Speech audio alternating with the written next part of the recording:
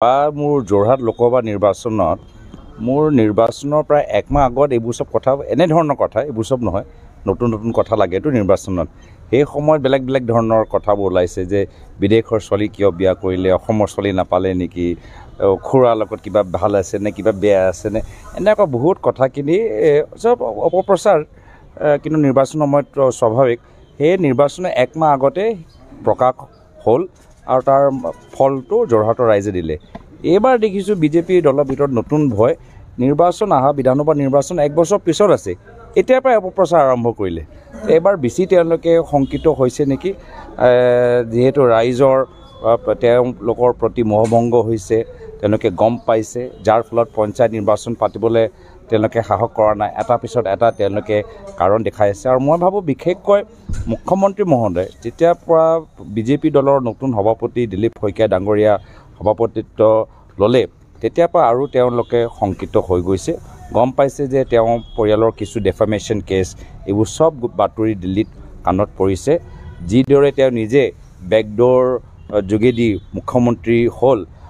কোনদিনা বিজেপি নেতৃত্বত তেওঁক আঁতৰাই বেকডোৰৰ পৰা দিলীপ শইকীয়াক মুখ্যমন্ত্ৰী বনাই দিয়ে এয়ালৈ তেওঁলোকেও অলপ শংকিত হয় বহুত তেওঁলোকৰ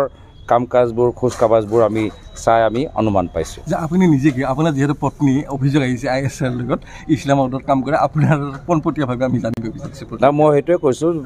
কোনোবা দিনতো কোনোবাই সুধিলে মই কৈছোঁ তেওঁ যদি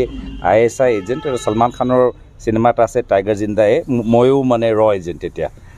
তো যদি তেওঁ আছে ময়ো এজেণ্ট এইবোৰ চব অপপ্ৰচাৰ মনোৰঞ্জন অসমৰ জনসাধাৰণ সব কথা ভালদৰে জানে আৰু অসমৰ জনসাধাৰণ আজি তেওঁৰ বিবেক শক্তিৰ ওপৰত মোৰ বিশ্বাস আছে তেওঁলোকৰ ওপৰত মই এৰি দিছোঁ যে 12 বছৰ ধৰি আপোনাৰ পত্নীয়ে নাগৰিকত্ব লোৱা নাই যে চিটিজেনশ্বিপ লোৱা নাই ভাৰতীয় নাগৰিকত্ব এই সম্পৰ্কে কি কয় মই কৈছোঁ যে মুখ্যমন্ত্ৰী অলপ টেনশ্যনত আছে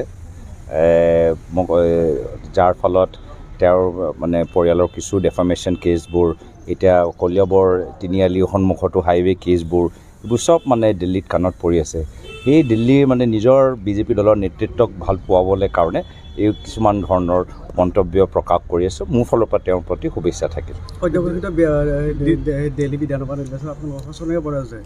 তাৰপিছত অসমত কিদৰে মানে আগন্তুক মানে বিধানসভাৰ পঞ্চায়ত না দিল্লী নিৰ্বাচনত এইটোৱে প্ৰমাণ কৰে যে কেজৰিৱাল ডাঙৰীয়া মাত্ৰ প্ৰচাৰৰ ওপৰত নিৰ্ভৰ আৰু প্ৰচাৰ কৰিলে কাম নকৰিলে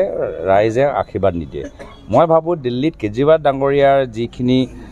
মানে শেষত গৈ যি ফলাফল হ'ল অসমৰ ভিতৰত একে ফলাফল মুখ্যমন্ত্ৰী হিমন্ত বিশ্ব শৰ্মা ডাঙৰীয়া হ'বলৈ গৈছে গোটেই প্ৰচাৰ মাত্ৰ প্ৰচাৰ আৰু মোৰ ক্ষেত্ৰত অলপ অপপ্ৰচাৰ প্ৰচাৰ আৰু অপপ্ৰচাৰ লৈ আপোনালোকে ৰাইজৰ আশীৰ্বাদ আগন্তুক দিনত গ্ৰহণ কৰিব নোৱাৰিব থেংক ইউ ধন্যবাদ মই যোৱা মোৰ যোৰহাট লোকসভা নিৰ্বাচনত মোৰ নিৰ্বাচনৰ প্ৰায় একমাহ আগত এইবোৰ চব কথা এনেধৰণৰ কথা এইবোৰ চব নহয় নতুন নতুন কথা লাগেতো নিৰ্বাচনত সেই সময়ত বেলেগ বেলেগ ধৰণৰ কথাবোৰ ওলাইছে যে বিদেশৰ ছোৱালী কিয় বিয়া কৰিলে অসমৰ ছোৱালী নাপালে নেকি খুৰাৰ লগত কিবা ভাল আছে নে কিবা বেয়া আছে নে এনেকুৱা বহুত কথাখিনি চব অপপ্ৰচাৰ কিন্তু নিৰ্বাচন সময়ত স্বাভাৱিক সেই নিৰ্বাচনৰ একমাহ আগতে প্ৰকাশ হ'ল আৰু তাৰ ফলটো যোৰহাটৰ ৰাইজে দিলে এইবাৰ দেখিছোঁ বিজেপি দলৰ ভিতৰত নতুন ভয় নিৰ্বাচন অহা বিধানসভা নিৰ্বাচন এক বছৰ পিছত আছে এতিয়াৰ পৰাই অপপ্ৰচাৰ আৰম্ভ কৰিলে এইবাৰ বেছি তেওঁলোকে শংকিত হৈছে নেকি যিহেতু ৰাইজৰ তেওঁলোকৰ প্ৰতি মোহভংগ হৈছে তেওঁলোকে গম পাইছে যাৰ ফলত পঞ্চায়ত নিৰ্বাচন পাতিবলৈ তেওঁলোকে সাহস কৰা নাই এটা পিছত এটা তেওঁলোকে কাৰণ দেখাই আছে আৰু মই ভাবোঁ বিশেষকৈ মুখ্যমন্ত্ৰী মহোদয় যেতিয়াৰ পৰা বিজেপি দলৰ নতুন সভাপতি দিলীপ শইকীয়া ডাঙৰীয়া সভাপতিত্ব ল'লে তেতিয়াৰ পৰা আৰু তেওঁলোকে শংকিত হৈ গৈছে গম পাইছে যে তেওঁ পৰিয়ালৰ কিছু ডেফামেশ্যন কেছ এইবোৰ চব বাতৰি দিল্লীত কাণত পৰিছে যিদৰে তেওঁ নিজে বেকডোৰ যোগেদি মুখ্যমন্ত্ৰী হ'ল কোনদিনা বিজেপি নেতৃত্বত তেওঁক আঁতৰাই বেকডোৰৰ পৰা দিলীপ শইকীয়াক মুখ্যমন্ত্ৰী বনাই দিয়ে এয়ালৈ তেওঁলোকেও অলপ শংকিত হয় বহুত তেওঁলোকৰ কাম কাজবোৰ খোজ কাবাজবোৰ আমি চাই আমি অনুমান পাইছোঁ যে আপুনি নিজে কি আপোনাৰ যিহেতু পত্নী অভিযোগ আহিছে ISR লগত ইছলামাবাদত কাম কৰে আপোনাৰ পোনপটীয়াভাৱে আমি জানিব বিচাৰিছোঁ না মই সেইটোৱে কৈছোঁ কোনোবা দিনতো কোনোবাই সুধিলে মই কৈছোঁ তেওঁ যদি ISI এজেণ্ট সলমান খানৰ চিনেমা এটা আছে টাইগাৰ জিন্দায়ে ময়ো মানে এজেণ্ট তেতিয়া তো যদি তেওঁ আছে ময়ো এজেণ্ট এইবোৰ চব অপপ্ৰচাৰ মনোৰঞ্জন অসমৰ জনসাধাৰণ চব কথা ভালদৰে জানে আৰু অসমৰ জনসাধাৰণ আজি তেওঁৰ বিবেক শক্তিৰ ওপৰত মোৰ বিশ্বাস আছে, তেওঁলোকৰ ওপৰত মই এৰি দিছোঁ। যে 12 বছৰ ধৰি আপোনাৰ পত্নীয়ে নাগৰিকত্ব লোৱা নাই, যে আমাৰ চিটিজেনশ্বিপ লোৱা নাই ভাৰতৰ নাগৰিকত্ব, এই সম্পৰ্কে কি কয়? মই কৈছোঁ যে মুখ্যমন্ত্ৰী অলপ টেনশ্যনত আছে, যাৰ ফলত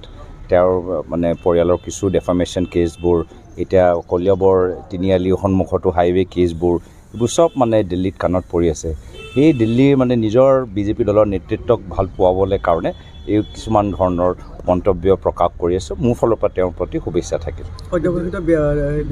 দিল্লী বিধানসভা নিৰ্বাচন আপোনাৰ অশাসনীয় পৰাজয়, তাৰপিছত অসমত কিদৰে মানে আগন্তুক মানে বিধানসভাৰ পঞ্চায়ত না, দিল্লী নিৰ্বাচনত সেইটোৱে প্ৰমাণ কৰে যে কেজৰিৱাল ডাঙৰীয়া মাত্ৰ প্ৰচাৰৰ ওপৰত নিৰ্ভৰ, আৰু প্ৰচাৰ কৰিলে কাম নকৰিলে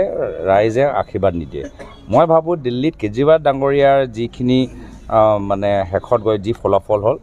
অসমৰ ভিতৰত একে ফলাফল মুখ্যমন্ত্ৰী হিমন্ত বিশ্ব শৰ্মা ডাঙৰীয়া হ'বলৈ গৈছে। গোটেই প্ৰচাৰ, মাত্ৰ প্ৰচাৰ, আৰু মোৰ ক্ষেত্ৰত অলপ অপপ্ৰচাৰ। প্ৰচাৰ আৰু অপপ্ৰচাৰ লৈ আপোনালোকে ৰাইজৰ আশীৰ্বাদ আগন্তুক দিনত গ্ৰহণ কৰিব নোৱাৰিব। Thank you. ধন্যবাদ। মই মোৰ যোৰহাট লোকসভা নিৰ্বাচনত মোৰ নিৰ্বাচনৰ প্ৰায় একমাহ আগত এইবোৰ চব কথা, এনেধৰণৰ কথা এইবোৰ চব নহয়।